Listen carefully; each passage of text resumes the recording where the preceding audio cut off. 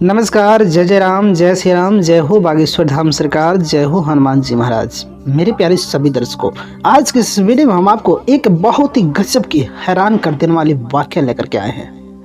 इस कहानी को जो मैंने सुना ना, वाकई दंग रह गया कि क्या एक भगवान के भक्त जो पुजारी हैं मंदिर के, वो एक 7 साल की बच्ची के साथ ऐसा घिनौना काम कर सकते हैं, जिसे सुनकर आपको अपने कानों पर विश्वास नहीं होगा। तो इस घटना की क्या सच्चाई इस कहानी के माध्यम से हम जानेंगे। तो चलिए बिना देर किए इस कहानी को हम शुरू ही करते हैं। एक समय की बात है कि गांव में एक पति पत्नी दंपत रहा करते थे। उनकी मात्र एक इकलौती पुत्री थी। उनकी पुत्री अभी छोटी थी। उसका पिता जो है एक रोड एक्सीडेंट में मर जाता है, यानी कि उस छोटी सी बच्ची का जो पिता होता है वो रोड एक्सीडेंट में मर जाता है। उसके बाद उसकी माँ जो है विधवा हो जाती है। अब वह बेचारी विधवा औरत अपने पति के मरने के बाद अब वह छोटी सी बच्ची उसकी एकमात्र सहारा बची। वह अपने बच्ची के साथ अपना जीवन यापन शुरू करती। उसके पति के कमाया हुआ जो कुछ बचा हुआ था वो तो कुछ दिन तक चला। अब जीवन यापन चलाने के लिए कुछ तो कुछ करना ही पड़ेगा। अब अपने बच्ची को पालन पोषण के लिए लोगों के घरों में काम करना शुरू कर देती है। बर्तन मांजना, मजदूरी करना, तरह तरह के काम करके अपने बच्ची का पालन पोषण किया करते थे। लेकिन जब वो बच्ची 7 साल की हो जाती है तो उसकी माँ कहती है कि बेटी, तुम्हें कुछ ज्ञान की ज़रूरत है। और पास के जो मंदिर है वहाँ पर एक पुजारी जी रहते हैं। वह छोटे छोटे बच्चों को बैठा करके कुछ ज्ञान की बातें बताते हैं। क्यों ना तुम भी उन गुरु जी के पास जाओ, कुछ ज्ञान की बातें सीखना। क्योंकि मेरे पास अभी उतने पैसे नहीं हैं कि मैं तुम्हारा नाम जो है किसी स्कूल में लिखवा करके तुम्हें अच्छे से शिक्षा दिला सकूँ। इसलिए तब तक के लिए तुम उस गुरु जी के पास जाओ, तुम्हें फ्री में शिक्षा ग्रहण कराएंगे। वह छोटी सी 7 साल की बच्ची कहती है कि ठीक है माँ, आप काम करने चली जाती हूँ, मैं घर पे अकेली बैठी बैठी बोर हो जाती हूँ। अच्छी बात कहती हूँ कि मैं वहाँ चली जाऊँगी, कुछ न कुछ ज्ञान की प्राप्ति भी होगी। वह जो छोटी सी बच्ची थी 7 साल की थी, लेकिन उसको भगवान ने बहुत खूबसूरत बनाया था। कुदरत ने उसे बहुत ही सुंदर बनाया था। अब उसकी माँ उस मंदिर पर जाती, पुजारी जी से कहते कि पुजारी जी, जैसे आप अन्य बच्चों को शिक्षा देते उसी तरह जो है मेरी बच्ची कल से आपके पास आएगी, आप इसे शिक्षा ग्रहण कराइएगा। अब यह वहाँ पर जाने लगी और शाम के समय घर चली आती थी। उसकी माँ जो है काम करके थकी हारी आती थी। उसके बाद कहती कि बेटी मुझे खाना लगा दो, मैं खा करके सो जाऊँ, मैं बहुत थक चुकी हूँ। क्योंकि काम करके आती थी, बहुत थकान सी रहती थी। उसके बाद जो है उसकी बच्ची अपनी माँ से कुछ कहना चाहती थी कि मम्मी मैं वहाँ पर अब नहीं जाऊँगी, क्योंकि वह गुरुजी अच्छे विचार के नहीं हैं, वहाँ के लोग अच्छे नहीं, इसलिए मेरा मन नहीं करता है, मैं वहाँ पर नहीं जाऊँगी। अब इसकी माँ जो है अपनी बच्ची की बातों को न ध्यान देते हुए, इसको ऐसा लगता कि मेरी बच्ची वहाँ पढ़ना नहीं चाहती है, जो गुरुजी ज्ञान देते हैं वो ज्ञान लेना नहीं चाहती, इसका मन तो सिर्फ खेलने कूदने में लग रहा है। इसलिए उसकी मम्मी डांट कर कहती कि नहीं, तुमको वहाँ जाना है, तुम क्यों नहीं जाओगे। लेकिन शाम के समय जब भी वो बच्ची घर पर वापस आती थी, वो मायूस हालात में ही आती थी। कहते थे माँ, तुम जैसा चाहती हो, जैसा सोचते हो वैसा वह गुरुजी नहीं है। यह लड़की हमेशा अपनी माँ से कहा करती थी। फिर से उसकी माँ जो है डांट फटकार लगाती है, कहती है तुम मेरी ज़िंदगी में हो, तुम कुछ सीखना ही नहीं चाहती हो। अरे मेरी ज़िंदगी है, मैं तुम्हें मौका दे रही हूँ, तुम कुछ सीख लो। तुम उस गुरु जी के पास जाओगी तो कुछ शिक्षा ग्रहण कर लोगी, बाकी तुम्हारी मर्जी। लेकिन वह बेचारी बच्ची अपनी माँ के आगे मजबूर थी, अपनी माँ की बातों के आगे मजबूर थी। उस बच्ची को जो है वहाँ दोबारा फिर से जाना ही पड़ता है। लेकिन एक दिन क्या होता है, उसकी माँ काम करके वापस लौट आई रहती है, लेकिन उसकी बच्ची अभी घर पर नहीं आई रहती है। जब उसकी बच्ची घर पर नहीं आई रहती है, उसकी माँ जो अपनी बच्ची को अगल बगल ढूंढने लगती है कि मेरी बच्ची अभी तक वहाँ से क्यों नहीं आई। वह सोचती कि मेरी बच्ची घर पे तो आई होगी, लेकिन कहीं अगल बगल खेलने चली गई होगी। लेकिन जब अपनी बच्ची को अगल बगल आस पड़ोस के घरों में पता किया, लेकिन उसकी बच्ची का कहीं पर पता नहीं चलता है। अब जब अपने बच्ची को आस पड़ोस में नहीं पाती है तो वह भागी भागी जो है गुरुजी के पास में जाती है, जहाँ वह गुरुजी उस मंदिर में रहते हैं। जब उस मंदिर में जाते गुरुजी के पास तो गुरुजी वहाँ पर रहते ही नहीं, उनका तो बस वहाँ पर चेला रहता है। और वह जो चेला था वो बहुत दहशत में था, बहुत उसके अंदर डर पैदा दिख रहा था। लेकिन जब इसने पूछा कि अरे मेरी बच्ची कहाँ पर गई, उस चेले ने डरते डरते कहा कि आपकी बच्ची को तो यहाँ से निकले हुए बहुत समय हो गए। क्या आपकी बच्ची आपके घर पर नहीं पहुंची? आपकी बच्ची गई तो गई कहाँ? उसकी माँ कहती है कि मुझे गुरुजी से मिलना है, मुझे गुरुजी से बात करना है, गुरुजी कहाँ पर हैं? तो उसने कहा कि गुरुजी एक पास में सरदार जी रहते हैं, उनके यहाँ भी कुछ बच्चे हैं, गुरुजी वहीं पर गए होंगे, वहाँ पे चले जाइए, गुरुजी आपको वहीं पर मिल जाएंगे। जब वहाँ पर जाते हैं गुरुजी से पूछते तो गुरुजी ने कहा कि मैंने तो आपकी बच्ची को पहले ही छोड़ दिया था और मुझे नहीं पता कि आपकी बेटी कहाँ पर गई। बेचारी वह महिला जो है काफ़ी चिंता, काफ़ी सोच में बहुत परेशान रहती है। अब जब पुजारी जी ने इनकार कर दिया तो वह अपनी बच्ची की बातों को सुनने के बाद कि मेरी बच्ची यहाँ पर नहीं है, पता नहीं कहाँ चली गई, वह निराश होकर के, बिल्कुल निराश उदास होकर के चुपचाप अपने घर को लौट आती है। और जब घर पे आती है, जो मंजर देखते उस मंजर को देखते वह दंग रह जाती है। वह जब घर पे आती है तो क्या देखती है, उसकी जो बेटी थी, जो महज 7 साल की थी, वह एक चारपाई पर पड़ी हुई थी और ऐसी हालत थी कि ऐसा लगता था उसके साथ कोई ऐसा घिनौना काम किया है। वह खाट पर पड़ी हुई थी। उसकी माँ ने पूछा, बेटी क्या हुआ? उसने कहा कि माँ, मैं तुम्हें हमेशा कहता था ना कि तुम मुझे वहां मत भेजा करो, लेकिन देखो आज तुम्हारे भेजने का नतीजा तुम्हारे सामने है। उस गुरुजी ने मेरे साथ ऐसा घिनौना काम किया, उनकी जो हवस की भूख थी, उस हवस की भूख को मेरे साथ मिटाया। मेरे साथ इतना गलत हुआ कि अब मैं इस धरती पर जीवित नहीं रह सकती माँ। अब उस बेटी की सांस रुकती है। अब माँ अपनी बेटी को गले लगा लगा के रो रहे थे। कुछ समय बाद वहां कुछ लोग इकट्ठे हो जाते हैं। अब जब लोग इकट्ठे होते कि देखते कि उसकी बेटी की हालत बहुत खराब रहती है। वह महिला अपनी बेटी को लेकर के गोद में बहुत ज्यादा रो रहे थे, बिलख रहे थे। लेकिन कुछ ही समय बाद उसकी बेटी के प्राण पखेरु उड़ जाते हैं। वह बेटी इस दुनिया से चली जाती है। औरत गांव वालों से कहती है कि देखो, जिस पुजारी को तुम लोग नेक बंदी समझते, नेक इंसान समझते थे ना, वह पुजारी मेरी बेटी के साथ ऐसा घिनौना कार्य किया है। भगवान के नाम पर, भगवान के आड़ में एक ऐसे धंधे चलाता है, ऐसे घिनौने कार्य करता है वह पुजारी, जिसे सुनकर आपकी आंखें खुली की खुली रह जाएंगी। अरे उसने ऐसा घिनौना कार्य किया है कि उसे भगवान कभी माफ नहीं करेगा।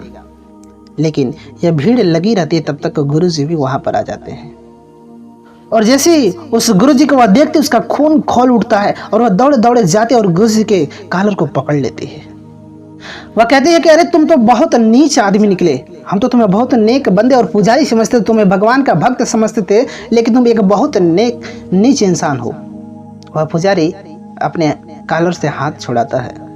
वह पुजारी कहता है कि अरे मैं तो खुद तुम्हारी पुत्री को देखने आया कि क्या हुआ है और तुम मेरे ऊपर सीधे लाछना लगा रही हो, मुझे झूठे इल्जाम में फंसा रही हो, क्योंकि मैं इस कार्य को नहीं कर सकता, उस कार्य में तुम मुझे फंसा रही हो। वह गुरुजी कहते हैं कि तुम्हारी बच्ची के साथ कोई और गलत किया होगा और तुम मुझे फंसा रही हो। वह गुरुजी इतने मीठी मीठी शब्दों में कहते हैं कि गांव वाले गुरुजी की बातों में आ जाते हैं। गांव वालों ने कहा कि गुरुजी सही कह रहे हैं, इतने नेक इंसान हैं, इतने अच्छे पुजारी हैं जो लोगों का भला करते हैं, और तुम पुजारी जी को ऐसी बातें कह रही हो। गांव वाले पुजारी की बातों में आकर के उस औरत को उल्टा ही कहने लगे। लेकिन इस बात का भरोसा उसकी माँ को नहीं हो रहा था, लेकिन गांव वालों को गुरुजी पर भरोसा हो गया था कि गुरुजी कभी ऐसे कार्य नहीं कर सकते। हाँ, इसकी बच्ची के साथ हुआ, इस बात को हम मानते हैं। गांव वाले ये कहते हैं कि इस बच्ची के साथ गलत हुआ है, इस बात को मानते हैं, लेकिन गुरुजी नहीं बल्कि किसी और ने किया होगा। वह लोग गुरुजी पर नहीं आलोचना लगाते हैं। फिर वह गुरुजी वहाँ से चले जाते हैं और फिर रोज का उनका काम ऐसे चलता रहता है। अब इधर उस बच्ची की माँ रोती रहती है। वह कहती है कि मैं अपने बेटी का इंसाफ दिला करके रहूंगी। कहती क्या भगवान, आप मेरे बेटी का इंसाफ करोगे? ये गांव वाले, ये दुनिया वाले मेरी बातों का विश्वास नहीं कर रहे हैं, लेकिन आप मेरी बेटी का इंसाफ करोगे। वह महिला उस गांव के सरपंच के पास जाती है। वह सरपंच कहता कि हाँ सही बात है, आपकी बेटी के साथ बहुत गलत हुआ है, मैं आपके बेटी को न्याय दिला सकता हूँ। वो जो पुजारी है उस मंदिर के आड़ में जो है बहुत गलत कार्य करता है, मैं उसे फांसी के फंदे तक पहुँचा दूंगा, लेकिन आपको इसके लिए एक वकील रखना होगा, आपको कोर्ट कचहरी का चक्कर काटना होगा। उस महिला ने कहा कि चाहे कोर्ट कचहरी के चक्कर लगाना हो, चाहे जो कुछ करना हो, चाहे पैसे लगाना हो, आप बिल्कुल किसी चीज़ की चिंता मत करिए, मैं पैसे लगाऊंगी, कोर्ट कचहरी चक्कर काटूंगी, लेकिन मेरे को मेरी बेटी का न्याय ज़रूर चाहिए। मेरी बेटी के साथ जो गलत हुआ उसका इंसाफ चाहिए। मैं वकील रखूंगी, कचहरी जाऊंगी, पैसे लगाऊंगी, लेकिन मेरी बेटी को जो है इंसाफ ज़रूर चाहिए। उस मुखिया ने कहा कि ठीक है। और उसके बाद उस मुखिया ने एक वकील को रखा और इस महिला के पास जो सोने चांदी के जेवरात थे उस ज्वेलरी को बेच देती है। ज्वेलरी को बेचने के बाद जो पैसे मिलते हैं उस पैसों को ले जा करके उस मुखिया को दे देती है। वह मुखिया जो है एक वकील को लेकर के कोर्ट में दाखिला करता है। 1 बार 2 बार 3 बार ऐसे लड़ता रहता है, लेकिन वह गुरु जो है कोर्ट में हाजिर नहीं होता है। वह पुजारी जो पैसे दे करके नहीं जाता था। अब ये बेचारी औरत जो है परेशान हो गई। इसके पास जो भी जमा पूंजी था वो सारे के सारे पैसे इसके जो है मुकदमे में खर्च हो गए। ये बेचारी जो है अब मुखिया के पास में जाती है, कहती कि देखिए मेरे पास जो भी जमा पूंजी था, जो रुपए पैसे थे, जो ज्वेलरी थे, वो सब कुछ खत्म हो गए। उस मुखिया ने कहा कि खत्म हो गया तो ठीक है, लेकिन एक बार और चांस दो। उसके बाद जो वह पुजारी है ना, उसके गले में फांसी का फंदा अवश्य ही लगेगा। अब इस महिला के पास जमा पूंजी, रुपए पैसे, ज्वेलरी सब कुछ खत्म हो चुके। इसके पास सब कुछ नहीं बचे थे। अब इस महिला के पास मात्र उसके घर की जमीन बचे थे। यह महिला अपने घर का जमीन बेच देती, जिससे उसको मोटी रकम मिलती है। उस रकम को लेकर के उस मुखिया के पास में जाती है और यह औरत उस मुखिया से कहती कि देखो ये मेरी लास्ट पूंजी है, इसे उस पुजारी की फांसी होनी चाहिए। वो मुखिया कहता है कि घबराओ नहीं, इस बार उस पुजारी की फांसी अवश्य होगी। अब वो महिला अपने घर पे आती है। अब किसी तरह जो अपना गुजर बसर करती है, मजदूरी करती है, क्योंकि अब उस महिला के पास कुछ थे ही नहीं। अब वो महिला 2 दिन 3 दिन इंतजार के बाद जो परेशान हो जाती है। उसके बाद वह मुखिया के घर पे जाती है, लेकिन वह मुखिया घर पे रहता ही नहीं है। तो वह मुखिया के वहाँ कुछ आदमी रहते हैं। उस आदमी से पूछते कि मुखिया गए कहाँ। मुखिया के आदमी ने कहा कि अरे आपको नहीं पता है कि आपको मुखिया जी नहीं बताया कि 2 महीने के लिए कहीं बहुत दूर बाहर गए हुए हैं। अब ये महिला समझ जाती कि मेरे साथ कुछ न कुछ धोखा हुआ है। अब महिला उस वकील के पास जाती, जिस वकील को वह मुखिया ने रखा हुआ था। यह भागी भागी उस वकील के पास में जाती है। उस वकील ने कहा कि कौन सी केस की बात कर रही हैं? वो जो गुरुजी का केस था, वो तो आप पिछले महीने ही कुछ उस केस को वापस ले लिया था। अब इस महिला को कुछ भी समझ में नहीं आता। इस महिला को बहुत जोर से गुस्सा आता है कि बस ये कोर्ट कचहरी के चक्कर सिर्फ पैसों वालों के लिए होती है। ये पैसों वालों की इस कोर्ट कचहरी में जीत होती है। गरीबों का कोई सुनने वाला नहीं। वह तो बस एक चाकू लेती है, उस चाकू ले करके उस पुजारी के पास में पहुंच जाती है। जब उस पुजारी के पास में चाकू लेकर जाते, वो पुजारी भोजन कर रहा होता है। ये कहती कि देख आज मैं तुझे छोड़ूंगी नहीं, मैं तुझे जान से मार दूंगी। वह उस चाकू से उस पुजारी के ऊपर प्रहार शुरू कर देते, लेकिन एक भी प्रहार उस पुजारी को लगता नहीं है, क्योंकि वह एक मर्द था और यह एक महिला थी। उसके वार से बार बार बचते, लेकिन एक वार उस महिला का जो उस गुरुजी के कंधे पर लग जाता है। अब थोड़े से खून निकलते, उसके बाद वह गुरुजी ने इस महिला को 2-4 थप्पड़ कस के मारते हैं। उसके बाद जो है इसके साथ वही घिनौना काम करता है जो उसके बेटी के साथ किया था। उसके बाद रात्रि के समय इस महिला को ले जा करके रोड पर फेंकवा देते हैं, क्योंकि इस महिला को इतना मार पीट दे, इसके सर से खून निकल रहा था। इस महिला को बिल्कुल मूर्छित अवस्था में ले जाकर उस रोड पर फेंक देते हैं। सुबह के समय होता है, इसकी आंखें खुलती हैं। आंखें तो खुलती हैं, लेकिन इस महिला की जो है होश गंवा बैठी थी। यह बिल्कुल पागल हो चुकी थी, क्योंकि इसको दीवार से लड़ा के इस गुरुजी ने इतना मार पीट दिया था कि इसके सर पे चोट लगी, इसकी वजह से यह पागल हो चुकी थी। अब इसे कुछ होश नहीं रहता है, बस घूम घूम के यही कहती है कि आप लोगों ने मेरा साथ नहीं दिया, क्योंकि मैं एक गरीब थी, मेरे पास पैसे नहीं थे, इस वजह से आप लोगों ने मेरा साथ नहीं दिया। ऐसे कह के वह इधर उधर भीख मांग करके खाया करती थी। अब जिस भी गांव में जाती तो वो यही बातें कहती थी कि आप लोगों ने मेरा साथ नहीं दिया, आप लोगों को भगवान बहुत बुरी सजा देगा। अब उसकी बातों को सुन सुन के सभी लोग एकदम पक गए। अब उस औरत की बात लोगों को बददुआ लगने लगी। अब जहाँ पर भी इस औरत को लोग देखते, इसे पत्थर मारने लगते, उसे गांव के बाहर निकाल देते। अब तो उसे कोई भोजन तक नहीं देता है। उस बेचारी को पत्थर मार मार के लोग भगा देते। अब तो बेचारी एक दिन एक कूड़ेदान में उसका लाश मिलता है। उसको कोई न्याय नहीं मिला। अब तो वह इस दुनिया से चली गई थी, उसको लेकिन न्याय नहीं मिला। जो पुजारी था, जो मंदिर का पुजारी था, अपने आप को बहुत बड़ा भगवान का भक्त मानता था, लेकिन वह कितना बड़ा अन्याय किया। वो महिला एक बार सरदार के घर पे भी गई थी। उस सरदार ने कहा था कि मेरी भी तो 2 बच्चे उनके पास में जाती हैं, क्या मेरी बच्चियों के साथ में ऐसा गुरुजी नहीं करते जो तुम गुरुजी को ऐसा कह रही हो?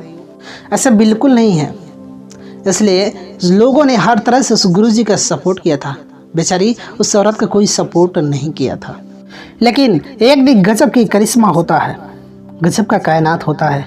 भगवान के घर में देर होता है लेकिन अंधेर नहीं होता है। लेकिन एक दिन गजब की बात होती है। एक दिन रात्रि के समय में जिस कमरे में वह भगवान का भक्त वह ढोंगी सोया हुआ था, जो पुजारी था, जो अपने आप को भगवान का भक्त मानता था, उस कमरे में सोया हुआ था, उस रात जो है जमीन के अंदर कंपन होती है।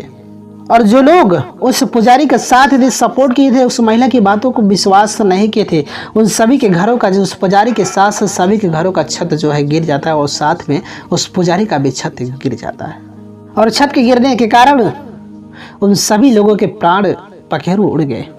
वह गुरु जी तो तुरंत ऑन स्टॉप वहीं पर, उसे बोलने तक का मौका नहीं मिला, तुरंत मर गया। इसलिए अपने जीवन में हम अपने बच्चों को, सभी पेरेंट्स लोगों से कहते हैं कि अपने बच्चों को अगर कहीं भेजते हैं तो वहाँ अच्छी तरह से उसकी जांच पड़ताल करते रहना चाहिए। बच्चों की बातों पर ध्यान देना चाहिए, बच्चों की बातों को अनदेखा नहीं करना चाहिए, बच्चों की बातों का ध्यान देना चाहिए। क्योंकि हमारा बच्चा हो या बच्ची, जो भी बातें कहता है वो कुछ न कुछ ज़रूर सही होती है। उनकी जा करके निगरानी कर लेना चाहिए, क्योंकि जो हमारे बच्चे और बच्चियाँ वो कल के भविष्य हैं। क्योंकि हमारे बच्चे हो या बच्ची, अगर उनके साथ में अगर कुछ अनहोनी हो जाता है तो जीवन भर पछताने का हो जाता है, क्योंकि वही हमारे कल है, वही हमारे भविष्य है। इसलिए इस कहानी के माध्यम से मेरा एक छोटा सा संदेश था। तो ये कहानी यहीं पर समाप्त होती है। मिलेंगे हम आपसे एक और नई कहानी के साथ, तब तक के लिए नमस्कार।